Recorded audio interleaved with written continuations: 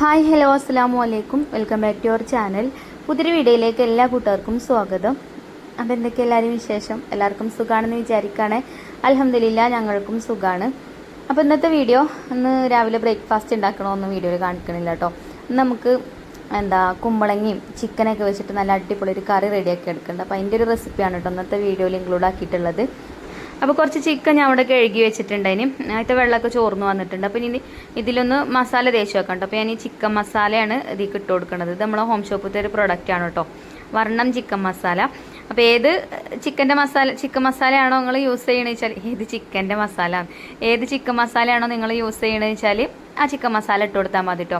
ഞാനിതിപ്പോൾ ഒരു 2.5 സ്പൂണൊക്കെ ഇട്ടിട്ടുണ്ടാവും. കറക്റ്റ് അളവ് എനിക്കറിയില്ല, ഞാൻ പാക്കറ്റ് കൊണ്ട് തന്നെ ഞങ്ങൾ പൊട്ടിച്ചിട്ട് ഇട്ട് കൊടുത്തോണ്ടേ എന്തായാലും ഒരു 2 സ്പൂണൊക്കെ ഉണ്ടാവും കേട്ടോ. അങ്ങനെ അത് ഇട്ട് കൊടുത്തു. പിന്നെ അതിക്ക് ആവശ്യത്തിനുള്ള ഉപ്പും കൂടെ ഇട്ട് കൊടുക്കുന്നുണ്ട്. വേറെ ഒന്നും ഇതിക്ക് ചേർക്കണില്ല കേട്ടോ. ഈ ഒരു ചിക്കൻ മസാല മാത്രം മതി ചിക്കനിൽ പുരട്ടി വെക്കാൻ. വേറെ മുളക് പൊടിയോ മഞ്ഞൾപ്പൊടിയോ മല്ലിപ്പൊടിയോ അല്ലെങ്കിൽ വലിയ ജീരക പൗഡറോ ഒന്നും വേണ്ട, അത് മാത്രം മതി കേട്ടോ.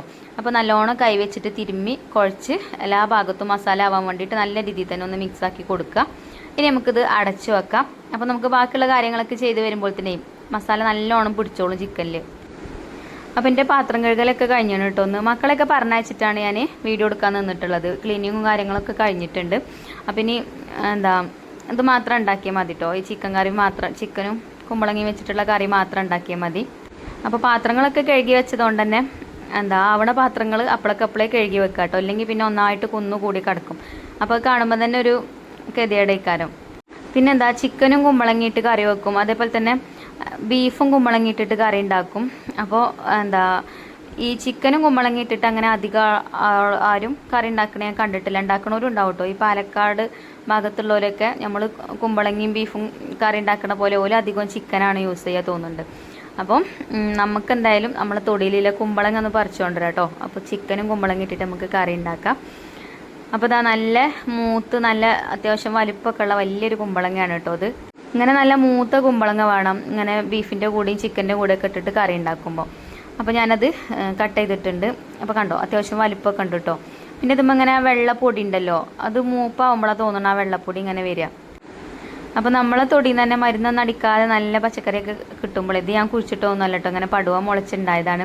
എന്നാലും നമ്മളെ തൊടിയിൽ നിന്ന് തന്നെ ഇങ്ങനെയൊക്കെ പറിച്ചുകൊണ്ടിരുമ്പോൾ ഒരു സന്തോഷമാണ് അല്ലേ. എനിക്ക് അങ്ങനെയാണ് കേട്ടോ. എല്ലാവർക്കും അങ്ങനെ തന്നെ കേൾക്കാറില്ലേ. അപ്പോൾ എന്തായാലും ഞാൻ കുമ്പളങ്ങൊന്നും മുറിച്ചെടുക്കട്ടെ കേട്ടോ. അപ്പം ഇനി ഇത് മുറിക്കലാണ് പാട്. തൊലി നല്ല കട്ടിയുണ്ട്. അപ്പം ഈ കത്തി ഞാൻ ഇപ്പോൾ ഈ വെട്ടണ കത്തി ഉണ്ടല്ലോ, അത് അത്യാവശ്യം മൂർച്ചൊക്കെ ഉണ്ട്. പക്ഷെ അതങ്ങനെ ആണ്ട് പോകില്ല കേട്ടോ വല്ലാതെ.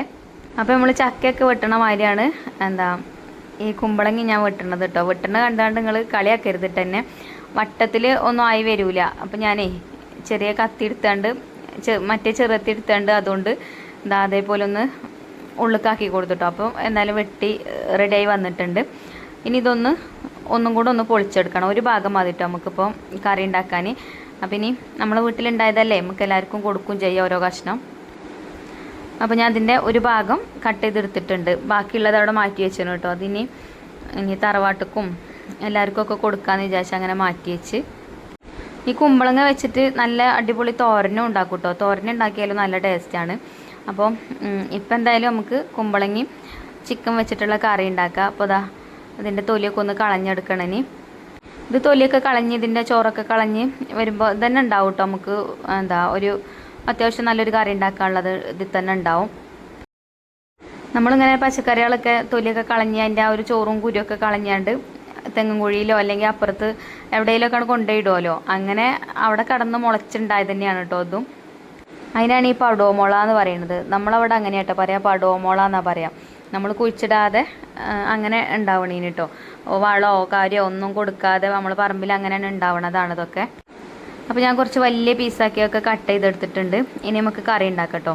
അപ്പോൾ ഞാൻ ഇവിടെ ഒരു ചെറിയൊരു കടായി അടുപ്പത്ത് വെച്ചിട്ടുണ്ട്.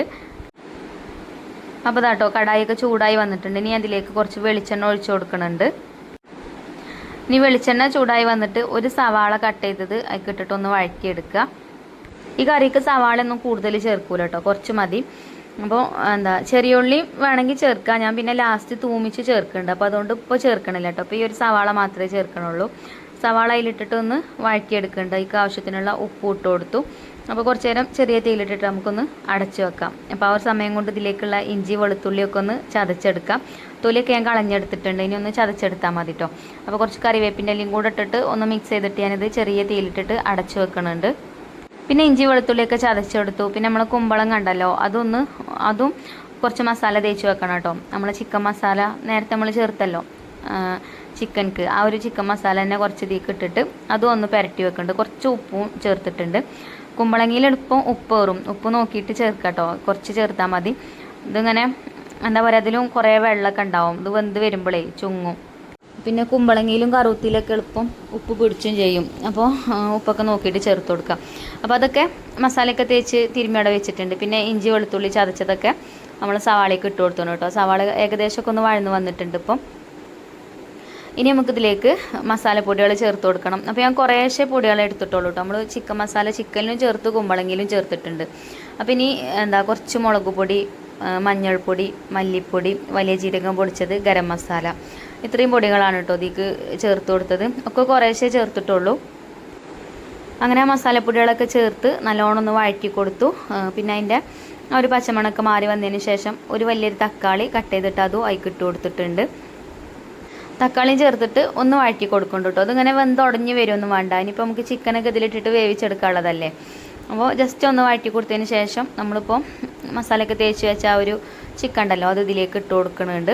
ഇനി നല്ലോണം മിക്സ് ചെയ്തെടുക്കുക ഈ മസാലയൊക്കെ ചിക്കനിൽ എല്ലാ ഭാഗത്തും ആവാൻ വേണ്ടിയിട്ട്. പിന്നെ ഇതിക്ക് അങ്ങനെ ഇനി വെള്ളമൊന്നും ഒഴിക്കണമെന്നില്ല. കുറച്ച് വെള്ളം ഒഴിച്ച് കൊടുത്താൽ മതിട്ടോ. ഇനി വെള്ളം ഒഴിക്കുകയാണെങ്കിൽ തന്നെ ചിക്കനിൽ വെള്ളം പൊടിഞ്ഞ് വരും. അപ്പോൾ ഞാനൊരു ലേശം വെള്ളം ഇതിക്ക് ഒഴിച്ച് കൊടുത്തിട്ടുണ്ട്. എന്നിട്ടൊന്ന് മിക്സ് ചെയ്തെടുത്തതിന് ശേഷം നമുക്കിത് അടച്ച് വെച്ചിട്ട് വേവിച്ചെടുക്കാം. ചിക്കനല്ലേ എളുപ്പം വെന്ത് കിട്ടും. അപ്പോൾ ഞാൻ ഹൈ ഫ്ലെയിമിൽ തന്നെയാണ് ഇട്ട് കൊടുത്തിട്ടുള്ളത്. നല്ലോണം ചിക്കനൊക്കെ ഒന്ന് തിളച്ച് വന്നിട്ടുണ്ട്. ഇപ്പം ഒന്ന് തുറന്ന് നോക്കിയിട്ടൊന്ന് മിക്സ് ചെയ്തെടുക്കുന്നുണ്ട്. എന്നാലുള്ളൂ എല്ലാ ഭാഗവും ശരിക്കും വെന്ത് കിട്ടാം. ഇടയ്ക്കിടയ്ക്കൊന്ന് തുറന്നിട്ട് ഇളക്കി കൊടുക്കണം. പിന്നെ വീണ്ടും അടച്ച് വെച്ചു. പിന്നെ തീ ഞാൻ കുറച്ച് കൊടുത്തിട്ടുണ്ടായിന് കേട്ടോ. അങ്ങനെ ചിക്കൻ ഒരു 2-3 തള തിളച്ചതിന് ശേഷം പിന്നെ നമ്മൾ കട്ട് ചെയ്ത് വെച്ച കുമ്പളങ്ങയ്ക്ക് ചേർത്ത് കൊടുക്കാം. ചിക്കൻ വേവാൻ നിൽക്കരുത് കേട്ടോ, അല്ലെങ്കിൽ കുമ്പളങ്ങ വെന്ത് കിട്ടൂല. അപ്പം ഈ ചിക്കൻ്റെ കൂടെ തന്നെ കടന്നിട്ട് കുമ്പളങ്ങി വേവണം. അപ്പോഴാണ് കറി നല്ല ടേസ്റ്റ് ഉണ്ടാവുക. അപ്പോൾ കുമ്പളങ്ങയൊക്കെ ഇട്ടാണ്ട് അടച്ചു കൊടുത്തിട്ടുണ്ട്. പിന്നെ വീണ്ടും ഒന്ന് തിള വന്നതിന് ശേഷം ഒന്ന് ഇതേപോലെ ഒന്ന് ഇളക്കി കൊടുക്കുന്നുണ്ട് കേട്ടോ. എന്നാലുള്ള കുമ്പളങ്ങൻ്റെ മേലെ മുകൾ ഭാഗമൊക്കെ വെന്ത് കിട്ടുക. ഇടയ്ക്ക് ഇതേപോലെ ഇളക്കി കൊടുത്തിട്ടില്ല എന്നുണ്ടെങ്കിൽ അതിൻ്റെ ഉൾവശം ഒന്നും വെന്ത് കിട്ടൂല. അപ്പോൾ അങ്ങനെ ഇടയ്ക്കിടയ്ക്ക് ഇതേപോലെ ഇളക്കി കൊടുത്ത് നമുക്ക് വേവിച്ചെടുക്കാം. പിന്നെ തീയും ഒന്ന് കുറച്ച് കൊടുത്തിട്ടുണ്ടായിന് കേട്ടോ. അപ്പോൾ ഒരു 10 മിനിറ്റും കൂടെ ആവട്ടെ, എന്നിട്ട് നമുക്ക് തുറന്നു നോക്കാം. പറ്റി ചെറിയ തീയിലിട്ടിട്ട് അങ്ങനെ വേവിച്ചെടുക്കാം കേട്ടോ ഞാൻ ചെയ്യുന്നത്. ഇപ്പോൾ ഇതാ ഒരു 10 മിനിറ്റൊക്കെ ആയിട്ടുണ്ട് കേട്ടോ. അപ്പോൾ കറി ഏകദേശം ആയിട്ടുണ്ട്. ചിക്കനും വെന്തിട്ടുണ്ട്, കുമ്പളങ്ങിയും വെന്തിട്ടുണ്ട് ഇപ്പം. പിന്നെ ഈ ഒരു കറി അങ്ങനെ ഒരുപാട് ലൂസായിട്ടുള്ള കറിയൊന്നും അല്ല കേട്ടോ. പിന്നെ ഞാൻ പോയിട്ട് വേഗം കുറച്ച് തേങ്ങാപ്പാലൊന്ന് എടുത്ത് റെഡിയാക്കി വെച്ചിട്ടുണ്ട്. അപ്പോൾ തേങ്ങാപ്പാലും കൂടെ ഒഴിക്കുമ്പോഴാണ് കറി നല്ല ടേസ്റ്റ് ഉണ്ടാവുക. അപ്പോൾ അതിൻ്റെ ആ ഒരു എരിവൊക്കെ ഒന്ന് ബാലൻസ് ആവും. മല്ലിപ്പൊടിൻ്റെ കുത്തലോ ഒന്നും ഉണ്ടാവില്ല കേട്ടോ കുറച്ച് തേങ്ങാപ്പാൽ ചേർക്കുമ്പം. തേങ്ങ അരച്ച് ചേർക്കണമെങ്കിൽ അങ്ങനെയും ചേർക്കാം. ഞാൻ ഇപ്പോൾ തേങ്ങാപ്പാലാണ് എടുത്തിട്ടുള്ളത്. അപ്പോൾ അത് ഒഴിച്ചു കൊടുത്തു. പിന്നെ ഫ്ലെയിം ഓഫാക്കി കൊടുത്തു. ഇതിൽ കടന്നിട്ട് തന്നെ ആ തേങ്ങാപ്പാൽ കുക്കാവും. ഇനിയിപ്പോൾ തിളച്ച് കഴിഞ്ഞാൽ കറി പിരിഞ്ഞു പോവും. അപ്പോൾ ഇതാ നമ്മുടെ കറി ആയിട്ടുണ്ട്. ഇനി നമുക്കിതൊന്ന് തൂമിച്ചെടുത്താൽ മതി. അപ്പോൾ ഞാൻ കറിയൊക്കെ അടുപ്പത്തു നിന്ന് വാങ്ങി വെച്ച് ഒരു ചെറിയ ചട്ടി അടുപ്പത്ത് വെച്ചിട്ടുണ്ട്. ഇനി ഇത് ചൂടാവട്ടെ. ചൂടായിട്ട് ഇതിലേക്ക് ഞാൻ 1 സ്പൂണ് നെയ്യാണ് കേട്ടോ ഒഴിച്ചു കൊടുക്കുന്നത്. നല്ല നെയ്യുണ്ടല്ലോ, പശു നെയ്യോ അതേപോലെ RKG നെയ്യൊക്കെ ചേർത്ത് കൊടുക്കാം കേട്ടോ. അപ്പോൾ 1 സ്പൂണ് നെയ്യ് ഇതിലേക്ക് ഇട്ട് കൊടുത്തു. ഇനി നെയ്യില്ലെങ്കിൽ വെളിച്ചെണ്ണയിൽ ചെയ്താലും മതി. പക്ഷേ നെയ്യിൽ ചെയ്യുമ്പോൾ ഒന്നും കൂടെ ടേസ്റ്റ് കൂടും.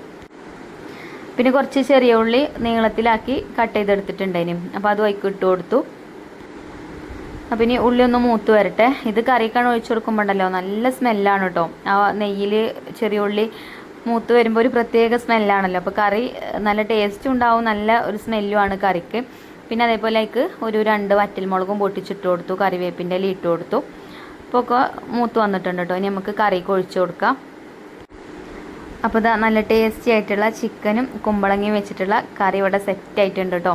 ഈ ഒരു തൂമിച്ചതും കൂടെ അതിലേക്കാണ് ഒഴിച്ചു കൊടുത്താൽ അടിപൊളിയായി. എന്തായാലും നിങ്ങൾ ഈ ഒരു കറി ട്രൈ ചെയ്ത് നോക്കണം കേട്ടോ.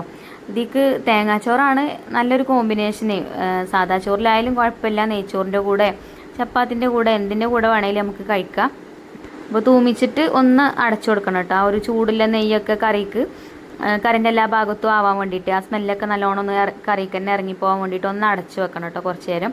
എന്നിട്ട് തുറന്നിട്ട് മിക്സ് ചെയ്തെടുത്താൽ മതി. അങ്ങനെ നമ്മളെ കറി ഇവിടെ റെഡി ആയിട്ടുണ്ട്. പിന്നെ ഞാനിന്ന് പച്ചരിച്ചോറാണ് കേട്ടോ ഉണ്ടാക്കിയിരിക്കുന്നത്.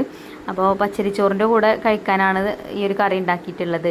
സാധാ നെയ്ച്ചോറ് രൂപത്തിലല്ല, നെയ്യിട്ട് കണ്ട് ഉണ്ടാക്കിയതാണ് പച്ചരിച്ചോറ്. പക്ഷേ അതിക്ക് സവാള അല്ലെങ്കിൽ അണ്ടിപ്പരിപ്പും മുന്തിരിയോ ഒന്നും ചേർക്കാതെ ഇങ്ങനെ കുക്കറിൽ വേവിച്ചെടുത്തതാണ് കേട്ടോ. ഇങ്ങനത്തെ നെയ്ച്ചോറിൻ്റെ മക്കൾക്ക് ഭയങ്കര ഇഷ്ടം. ഈ വെള്ളച്ചോറായിട്ട് കാണാനാണ് കേട്ടോ. ഒരിക്കൽ അങ്ങനെ വെള്ളച്ചോറ് ഭയങ്കര ഇഷ്ടമാണ്. അപ്പം അതുകൊണ്ട് ഇങ്ങനത്തെ ചോറാണ് ഞാൻ ഉണ്ടാക്കിയിരിക്കുന്നത്. ഏലക്കായും കറാമ്പൂവും പട്ടയും അത് ചേർത്ത് കൊടുത്തിന് കേട്ടോ, വേറെ ഒന്നും ചേർത്തിട്ടില്ല. പിന്നെ ഒരു 2 സ്പൂൺ നെയ്യും ചേർത്ത് അങ്ങനെ ഉണ്ടാക്കിയതാട്ടോ ചോറ്. അപ്പോൾ അതിൻ്റെ കൂടെയാണ് നമ്മളിത് വിളമ്പണത്. അപ്പോൾ സാദാ ചോറായാലും നെയ്ച്ചോറായാലും തേങ്ങാച്ചോറായാലും നമ്മൾ കറി എന്തായാലും സൂപ്പറാണ് കേട്ടോ. ഏത് ചോറിൻ്റെ കൂടെ വേണമെങ്കിലും നമുക്ക് കഴിക്കാം. അതേപോലെ ചപ്പാത്തിൻ്റെ കൂടെ, അപ്പത്തിൻ്റെ കൂടെ, നൂൽപുട്ടിൻ്റെ കൂടെ ഒക്കെ കഴിക്കാം കേട്ടോ. അപ്പോൾ നല്ല ടേസ്റ്റുള്ള കറിയാണ്. എന്തായാലും നിങ്ങളൊന്ന് ട്രൈ ചെയ്ത് നോക്കുക. നമ്മൾ റെസിപ്പീസൊക്കെ നിങ്ങൾ ട്രൈ ചെയ്ത് നോക്കലുണ്ടെന്ന് പറയലുണ്ടല്ലോ കമൻറ്റ് ബോക്സിൽ. അപ്പോൾ എന്തായാലും ഒരുപാട് സന്തോഷം. അപ്പോൾ ഇനി ഇൻഷാല്ലാ നല്ല നല്ല വീഡിയോസായിട്ട് നമുക്ക് വീണ്ടും കാണാം. അപ്പോൾ ഇന്നത്തെ വീഡിയോ ഇത്രയൊക്കെ തന്നെ ഉള്ളൂ കേട്ടോ. ഇനി ഇൻഷാല്ലാ നമുക്ക് പിന്നെ കാണാം. അപ്പോൾ ഇന്നത്തെ വീഡിയോ ഞാൻ അവിടെ വൈൻഡപ്പ് ചെയ്യാണ്. വീഡിയോ ഇഷ്ടപ്പെട്ടാൽ ലൈക്ക് ചെയ്യാനും ഷെയർ ചെയ്യാനും ഒന്നും മറക്കരുതേ. Thank you for watching.